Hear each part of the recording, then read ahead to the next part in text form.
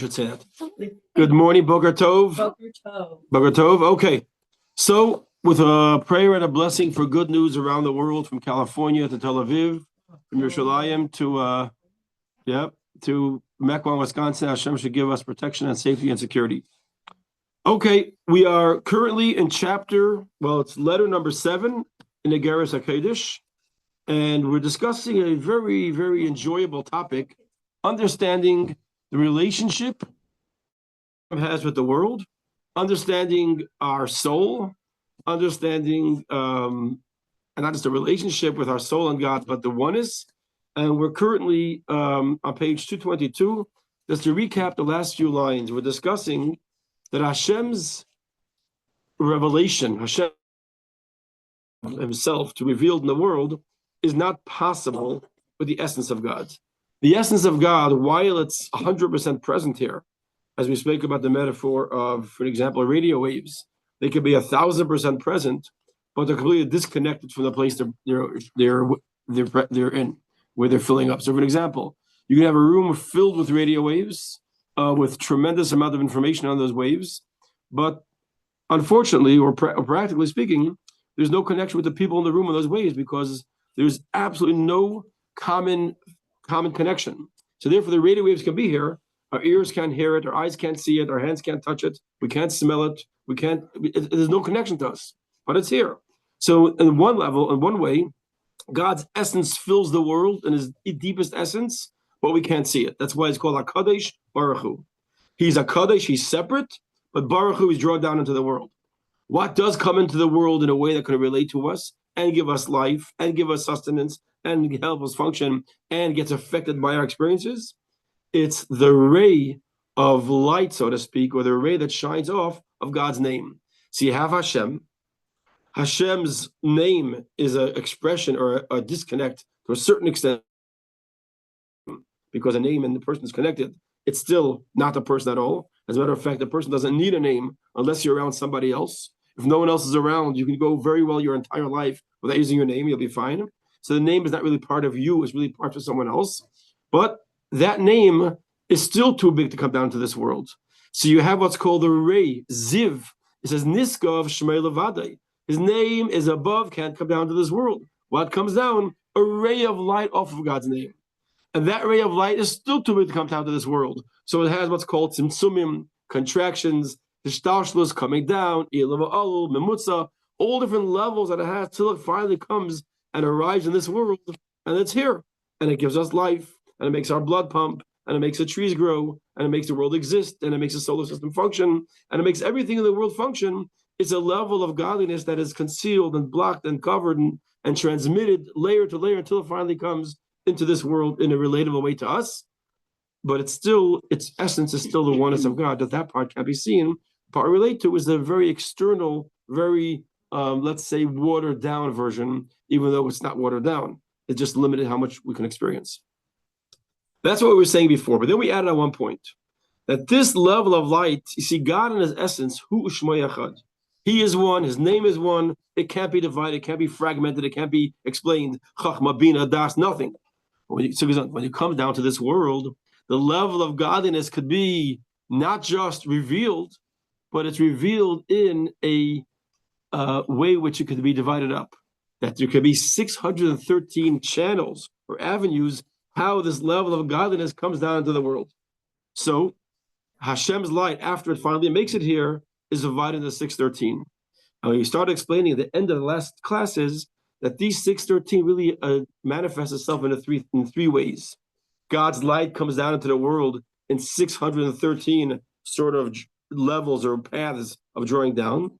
This is reflected or seen also in the 613 mitzvos, and this also is seen in the 613 limbs and body parts that a person has. Like we know we have 365 limbs, or 248 limbs, and 365 sort of sinews, arteries, and different parts. So the physical body is made up of 613. But we also pointed out, that's very important to understand, that it's not just that the body has 613 sort of, let's call it channels or ports. Also, good morning, also the soul has 613. And a soul and a body are designed to perfectly mesh and mash each one of the components or the ports or the tracks of the neshama plug into a particular experience of the body. For an example, if you want to apply it to mitzvahs, the mitzvah of tzedakah has a particular relationship to the hand, and the mitzvah of tzitzis has a particular relationship to the eyes, and the mitzvah of Shabbos candles has a particular relationship also to our eyes and to our hand. That means there are connections that our soul and the mitzvah and our bodies have, and that's all really one fusion of how Hashem's light comes into the world through Torah and Mitzvos, through our souls and through our bodies, and through this we affect the world. Which means the world also really has 613, that's called components or parts. Okay, there's a lot to be said on this, but let's move forward a little bit from here. But a lot to be said understanding these concepts. Now, I'll just give you one metaphor, one example, but it's really a lot to talk about with this. And that, for an example, the world is made up of 613 tracks or paths of godliness coming to this world. The mitzvahs have 613 paths and parts, how it comes into our existence and how it functions within our body, etc. But not everyone is equal. Not all mitzvahs are equal in the sense of how frequently they have to be done, who does the mitzvah, when it's done, time of the year, time of the day, location that you live in, if it's in Israel. And the same thing is true, really, if you take the world and break it down. Every single part of the world's existence, and I'm talking about, you can go in a level of the elements from hydrogen, oxygen, helium, every element, or you could talk about every city or place has certain parts or certain, let's say, foods, for an example. Here we eat constantly. There are certain mitzvahs that are called continuous mitzvahs. Faith in God, love of God, fear of God. Those like air, it's constant. There are certain mitzvahs done once a day. Certain mitzvahs done, every time we eat. Certain mitzvahs done once a week, Shabbos. Same thing is done with the components of the elements of the world. There are certain things in the world, the sun, that needs tons of helium and tons of hydrogen. We need more oxygen and hydrogen water. We have what our needs are. But in other words, each one of the components have different amounts of time and different amounts of, or let's say, called quantity and time when it's needed. And same thing with mitzvahs. You might say, 1 second, in those days, they did certain mitzvahs much more frequently than today. Today, these mitzvahs are done more. These are done less. At times in the temple, a lot more mitzvahs are done with agriculture. A lot more mitzvahs are done with sacrifices. Our generation, more mitzvahs are done with kindness and charity and prayer. It depends on what part of the world, what time we're living in. So as we'll see, one of the common themes that we're going to find between the mitzvahs and our bodies and the world and Torah, that everything has a certain time and place. And the same thing is true, by the way, of every person, as we'll see later on. Every single person has their particular role. We spoke about this a number of times throughout the Tanya, but now is a good time to mention it again. When we say the world has certain sparks to be elevated, it doesn't mean that anyone can elevate those sparks. There are certain sparks that only I can elevate, and certain sparks that only you can elevate. That's why you live in your house and I live in my house.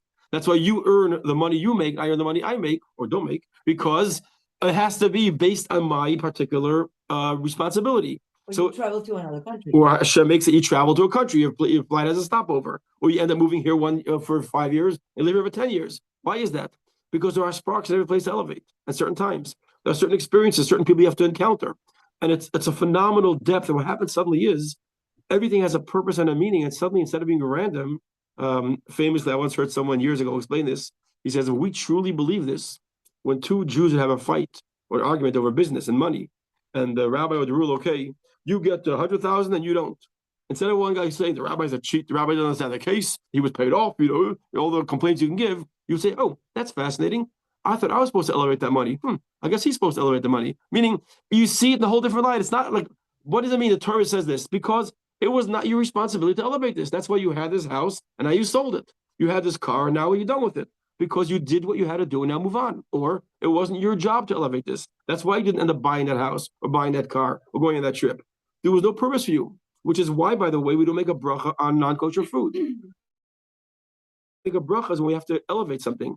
And we can't eat non-kosher food because there's nothing to elevate. There's nothing to elevate. Now, I'll tell you a fascinating story just to understand this. Then we'll continue. There's a beautiful story with the Tzemach Tzedek that really tells us a lot about our journey in life. It's phenomenal. The Tzemach Tzedek would travel, and he once came to a certain town. He was a third Rebbe of Chabad, and he comes to a town, and a shochet, the local butcher, slaughtered a chicken for him to have his meal. So the Tzemach Tzedek was going to have his person pay for the service of the shochet, the butcher. And the shochet requested, how about instead of me getting paid with money, can I get paid by asking a question? And he said, sure. He said, I have a question. He goes, today, there are many laws that didn't exist back then. For an example, today there's laws that you're not allowed to have milk from a cow that was not watched by a rabbi. It's called chalavakum. If the rabbi didn't watch the milking, it's not kosher. We don't eat it. It's Kabbalistically reasons, it's tech. I shouldn't say it's not kosher. There are many people who do eat it, but it's a stringency and a pretty serious stringency not to have that milk. So he says, how is it possible that before the time of these laws were enacted, times of Abraham, Isaac, and Jacob, so you mean they drank chalavakum? They drank milk that wasn't the rabbis or the Mishnah, the prophets? They drank milk that was, how does that work? Before these laws were enacted, imagine before they made it forbidden to eat chicken and dairy. We today know chicken's like meat. In those days, before the laws, chicken, you can have a good chicken and a cheese sandwich, theoretically. Now, so the Tzemach Tzedek explained to him a very beautiful idea. And he said, why is it that it's forbidden to us? It's forbidden to us because we can't elevate that milk anymore. Milk that's been not watched by a rabbi or a Jew during the time of the milking doesn't have that ability to be elevated. It's missing a component and it can't be elevated.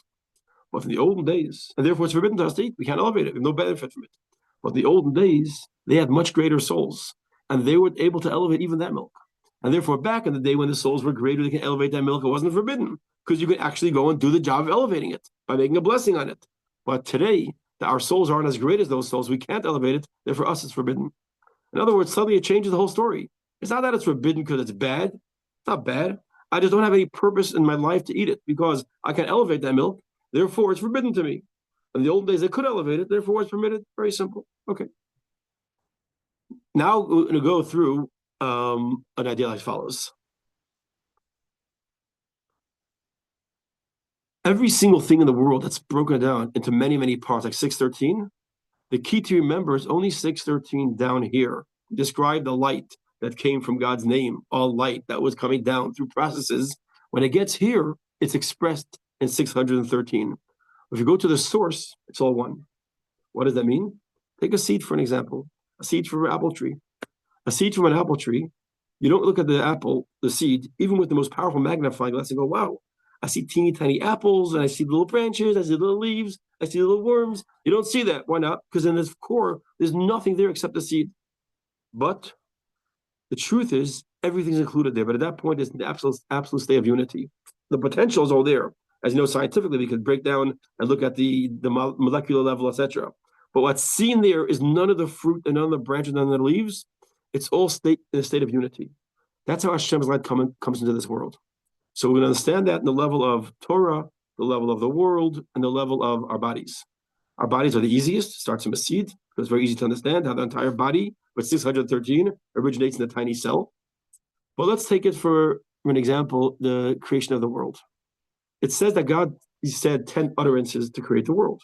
These 10 utterances actually were all included in the first one, Bereshis.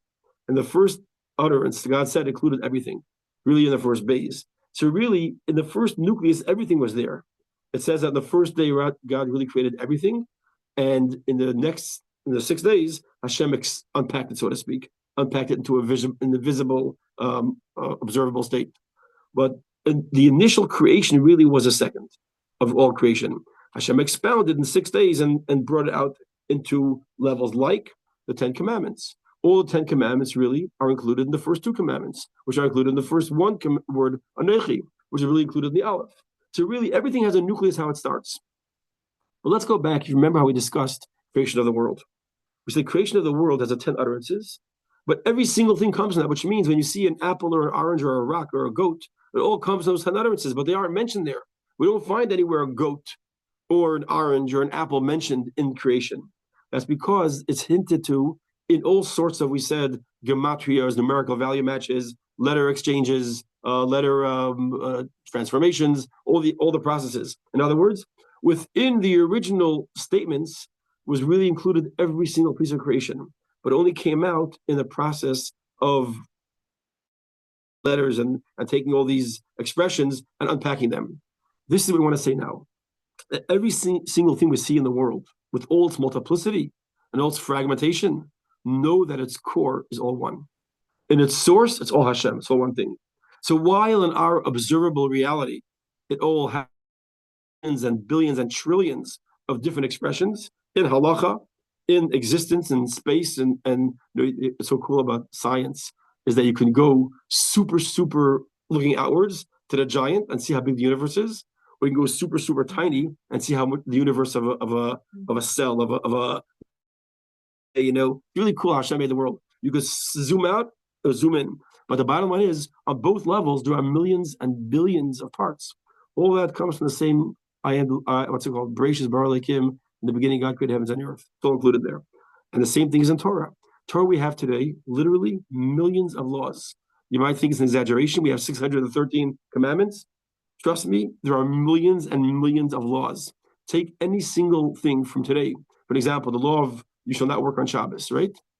What does work mean? How about a car? How about a cell phone? How about a microwave? How about through talking to a non-Jewish person? How about wearing a glove? How about cause and effect? How about walking through electronic doors? All those were included in the original commandments, but it took great rabbis to understand how to apply them. That means, and that's just one example of Shabbos and one thing. There's thousands and thousands of laws in every piece, from a circumcision to writing a Torah to baking challah. What the laws are in every case if something goes wrong, and how much measurements and numbers, everything is unpackable. So in the unpackable level of Torah, it's endless. And the reality is today, as you walk into this library, there's a nice library. The other library we have is nice. It's a fraction of the works of halacha that are written. There are hundreds, thousands of volumes written, and it doesn't touch the surface of what was published. It doesn't touch the surface of what was really written throughout history and is lost because of wars, destructions, holocausts, pogroms, fires. California is not the first place to have a fire. There were fires throughout history. Much of Chabad's rich written Torah is lost in the fires. A lot of what the Alter Rebbe wrote, much of it is code of Jewish law. 4/5 were burnt in the fire. So, or 3/4, I'm not the mathematician here. But the bottom line is the amount that we lost, and as much as they're going to expound upon, there's still so much more that we're never going to get to because time is limited. Okay, let's see this inside. There's a point we want to make with this. All this makes a point. This number of 613 is talking about in general. But if you want to get much more detailed, every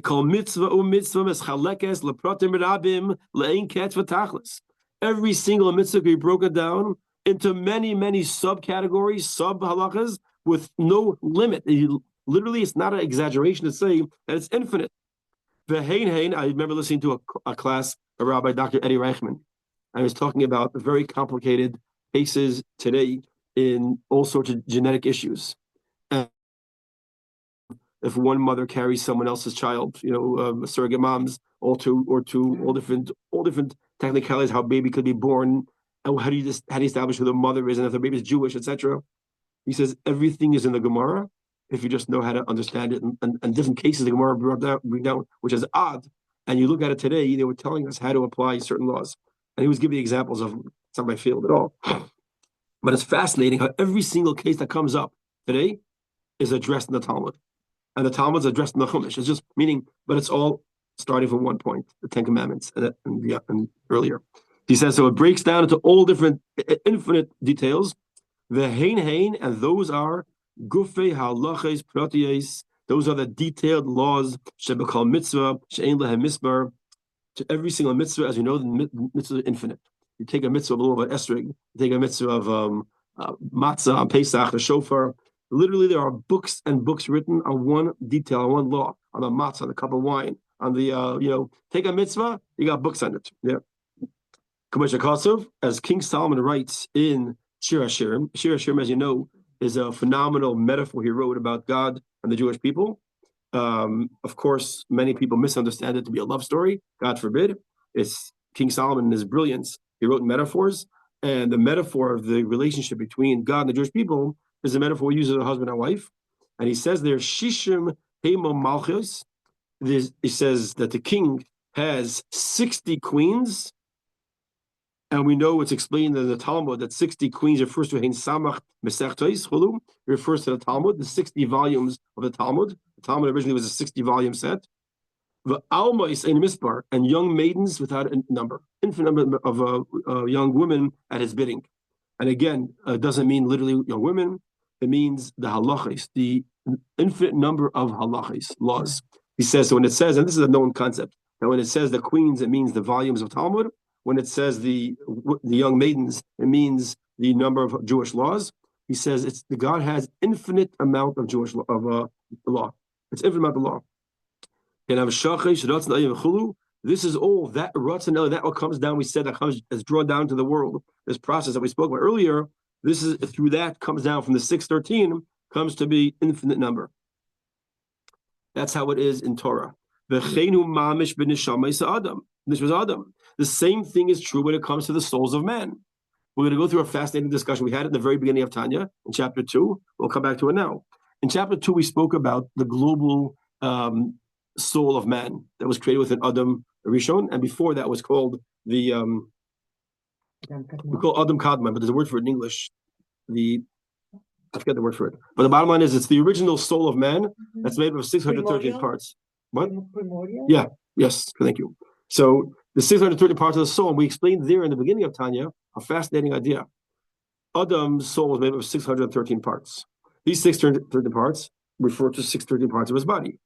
Depending on which part of the body you came from is a lot of our character today. Some people come from a brain. Some people come from a heart. Some come from a leg. Some people are very visual. Some are very creative. Some are very passionate. Some are doers. It all depends. If you came from the legs, you're a person that does things and goes places. If you came from the heart, you're a very emotional person. If you came from his, his eyes, you're very visual. If you came from his ears, you're affected much by sound.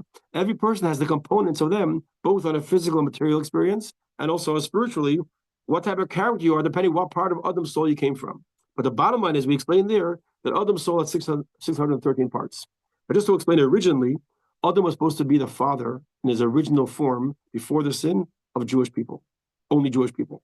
That was the plan, the world of Jews. When he sinned, Klippa got inside of him, as we know the process that went to Adam with Chava and the snake, etc. Then Adam. So that created that within Adam now there were souls also of Gentiles. The spirits and souls of Gentiles came to him as well.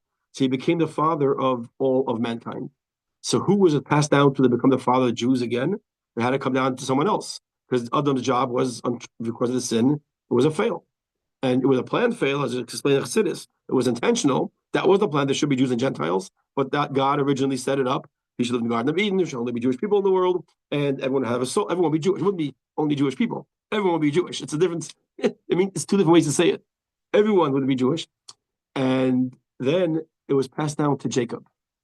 Yaakov, it becomes the new replacement of Adam, as we'll see in a moment what the Talmud says about him. And what's interesting, why Yaakov was chosen, Yaakov is the one that only had Jewish people come from him. You see, the souls of man was started again by Avram, but Avram also had Yishmael. And his progeny included also non-Jews. Yitzchak had Esav, even though Esav was himself Jewish, but his children weren't. All his wives were, so he came from him, all the non-Jews of that's Rome, etc. Eventually, Yaakov came along, and that was the Jewish people. But Yaakov you can't go lower than him because then the tribes are divided up. So who is the one that has all the Jewish people inside of him? Is Yaakov. Talmud says the face of Yaakov was the face of Adam. That's what it says. But it doesn't use the word face. It used the word shofreha. Shofreha says the beauty. And it's explained why does it say beauty? Because Adam had many aspects of him. The beauty was him before the sin. The beauty of Adam, that means the life of Adam pre-sin is who Yaakov became. And Yaakov became he became the new manifestation of what Adam was supposed to be. And we're going to talk about Yaakov is this is why, well, Yaakov preferred because beauty, because it could be. I don't know if it's an interesting point. I don't know that, but it could be. A lot of stuff I don't know. No, it could be. No, I hear you. So let's see this inside now. He says, he says the same thing is true about how the souls get broken down from one original soul of one man to 613, and eventually there were much more than 613 Jews. Hashem said, you'll be like the sand of the sea and like the stars in heaven. There's billions of stars in heaven. And I don't know how many there are. So at least billions. He says, all the souls in the universe, they were originally included in Adam. Adam was as we'll see in a minute why it's called Adam. Adam was the original the holder of all the souls. So if you want to go in general, he was made up of 613 parts. His soul had 365 negative, so to speak, 365 sinews, and 248 positive, which means it had the 613 components of all types of souls. That's if you're talking in general. You want to get technical, you want to go to molecular level. You want to go into the level of how many cells there were. I don't know whether a human being has 70 trillion cells, something like that. Imagine how many cells of souls there are inside one soul. He says, but in detail, how many souls are found within Adam? It says, it comes to an infinite number. You have billions and billions, in the words of our president. Billions and billions. Yeah. This, which is, that includes all the souls from Abraham, Isaac, and Jacob, all the way through the coming of Mashiach and beyond. Which means every single soul ever to be born. This includes, by the way, converts who get souls, even though they're not born to a Jewish family. God randomly puts souls into non-Jewish families, and they come home when they convert. All the souls of every single Jewish person is from Adam, because he had 613 general souls, but really trillions or millions or billions, whatever number you want to use, infinite number of detailed souls.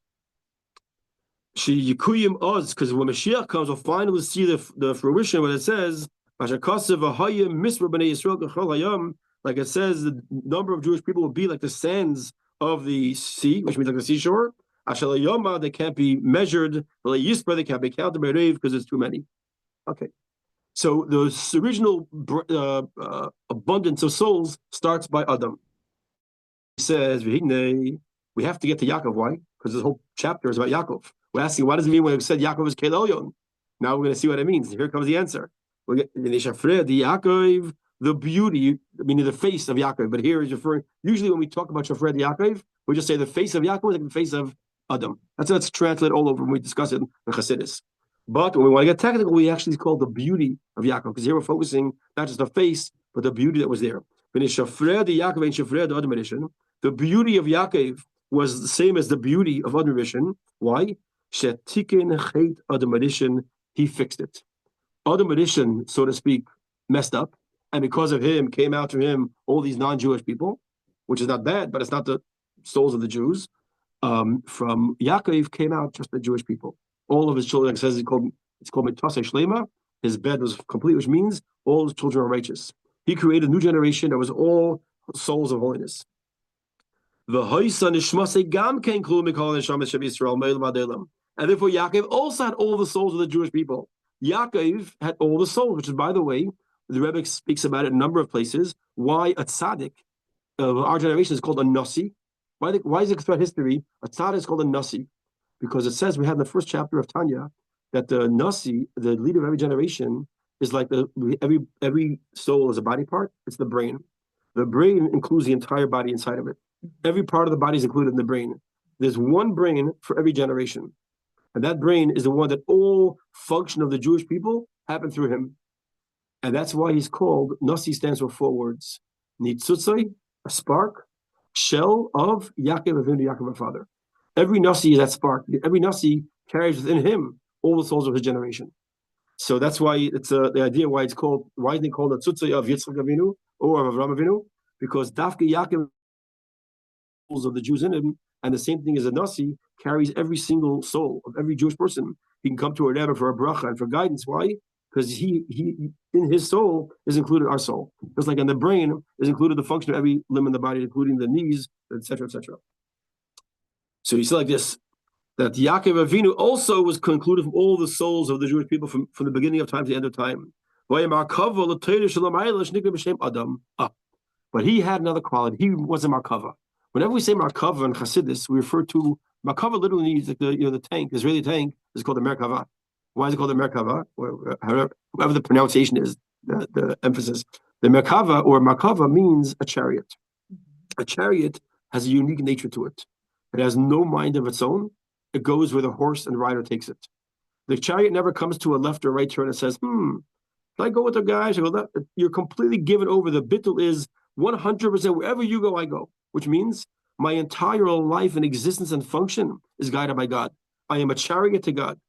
I don't have my own opinion. I don't make decisions left or right or straight. It's all, I leave it up to the rider. In other words, the Avos had that quality that there was never a moment or a thing or an experience or a time in their life that they had their own opinion, their own thing. It was, what does God want? That was that was their whole life. That was their life mission. So Yaakov had that quality. Now we're going to introduce now a new definition of the word Adam. Listen to this, and this you can take with you for the next 200 years. The word Adam is a description of certain words, like what's an insect, we say. It has to have 8 legs, a certain, I think it's 8 legs, right? 6 legs, 8 legs, whatever. There are certain rules to be called an insect, to be classified as a mammal. What's a definition of Adam? An Adam is anything made up of 613 parts. That's the actual scientific definition of Adam. Why? Because Adam is Adam el-Elyon. The word Adam comes from the word compared. Like it says, God made man in his image. This Adam, this comparison is because God's light comes to this world in 613 parts. Therefore, anything that has 613 parts automatically is called Adam. The human being is called Adam because he has 613 parts. So guess what? The Torah is also called Adam. Because the Torah has 613 mitzvos. So we find in certain places, we're going to see when it says Adam, it's actually referring to the Torah. Let's see where we find that. First of all, we have let's go back 2 lines here. Look at the last words on this page, very important. So Yaakov was a chariot, a conduit, and an automatic expression of the Torah of above, Adam, which is called Adam. The Torah is called Adam. Why? Because the Torah also is made of 613 parts. Like it says famously in Yecheskel, the prophet, the whole vision of the chariot, it says, on the chariot, there was a picture, image of a man, Adam. So at first glance, you might say, why is there a picture of man there? Well, according to some people who commented and explained it, that means it was an image of man. But on the interpretation really is, there was the image of the Torah there. The Torah was found there because Adam is not just man. It's anything made of 613, therefore it refers to that as well. Also, we find in Ruth, in the end of Ruth is a small Megillah, 4 chapters. At the end of the story, where we're talking about a certain Boaz is telling an instruction to the person to redeem the field, etc. And he says, do it. He says, V'zois lefanim b'Yisrael. This is how it was done for years amongst the Jews. That's the Jewish custom. V'zois, and this, lefanim, it's before done b'Yisrael. This is how it was done. So we say the word zois doesn't mean only this. Zois also refers to Torah. Like it says, zois, Torah, Adam. We find when it talks about the laws of certain impurities, it says, zois, zois ha-Torah, Adam. You have 3 words. All 3 words mean the same thing. Zois means Torah. Torah means Torah. And Adam means Torah. God said, this is the Torah of man. And we know the word Zois refers to Torah. And listen to this translation. The Alter Rebbe gives such a beautiful definition. What does it mean? Zois lefnim b'Yisrael. Lefanim b'Yisrael. The Zois, the Torah, the 613 of Torah. Lefanim is put inside Yisrael, inside the Jew. Or Yisrael inside Jacob. That means inside Yaakov is put the Torah. To the same verse that we read, V'zois lefanim b'Yisrael. This was the custom amongst the Jews. The Alter Rebbe says V'zois and the Torah. V'zois means the Torah. V'zois the Torah. V'zois the Torah. Lefanim is put inside Yisrael and Yaakov. That means what does Yaakov have inside of him? The Torah. We're going to find out a new definition to the first line we said here. It says Yaakov. It says not the Yaakov called this the Mizbeach. God called Yaakov Kel Elokei Yisrael. Yisrael has inside of him, Kel means to draw down, Chesed, Elokei, the God. What does he have inside of him? He has inside of him the Torah. / he has inside of him the soul. / he has inside of him me. In other words, God is saying that Jacob has inside of him the 613. That's my presence, my Torah, my soul. That means God is saying Kel Elokei Yisrael, that within Jacob is found the Torah. With Jacob is found a part of me, as we'll see, Chelki. my portion, part of God, and the soul of God, the soul of man. So let's just read this inside here, and then we're probably going to continue this next week. Let's just mention a few more lines. So he says, "Ein Zeis ala Torah." What does it mean, Zeis? Zeis means a Torah. So this is a Torah was put inside of Jacob. Shehaisa Kalula. The Torah was included, Umulubeshes, and enclosed Benishmas Yisrael Saba inside Yisrael Arzeda. Yisrael Saba is Jacob. It's Jacob, our grandfather. God put inside of him all the Torah. The entire Torah was inserted inside of him, like in a most amazing way. Haklula mikol haneshamos, and we said Torah is another word for 613, which also refers to the presence of God, which means all the souls of man, all the souls of Jewish people put inside of Jacob. And that's what he called him. You're the man that has inside of you all the souls of all the Jewish people. So now we have a whole definition. We started off this chapter saying why we understand why Jacob would call the altar and say, this is the God of Israel, meaning I'm doing this in the honor of God. But why would God say on Jacob that Jacob is a God of Israel? No, God forbid. Hail, as we'll see in the next few lines, we'll start next week. Hail, it's drawn down, Elokei Yisrael, the souls, those are 613 communal souls and the details, into Yisrael, into Yaakov. And we're going to go a little further and another play of words, and we'll see how this applies to all the Jewish people having inside of us this soul. And then we have to finish the point. And this page finishes the chapter to go back and explain what does it mean, Chelki, what does it mean my portion, what does it mean my lot, what does it mean that God is, it says Hashem is our portion, Hashem is our lot. We're talking about that soul which is inside of us. As we'll see that we're talking about, we have inside of us a portion, a part of God, a piece of God, because not everyone gets the entire 613, unless you're Adam or Jacob. Everyone else gets a piece. What piece you have will determine your journey in life. What piece you have will determine what your story is. Our stories are different. We're not measured and compared to each other. Everybody has their journey, their purpose, their mission, and the success of us is not being as great as somebody else, is fulfilling our personal mission in our soul's journey down here. It's a very beautiful completion that we'll do God willing next week. I wish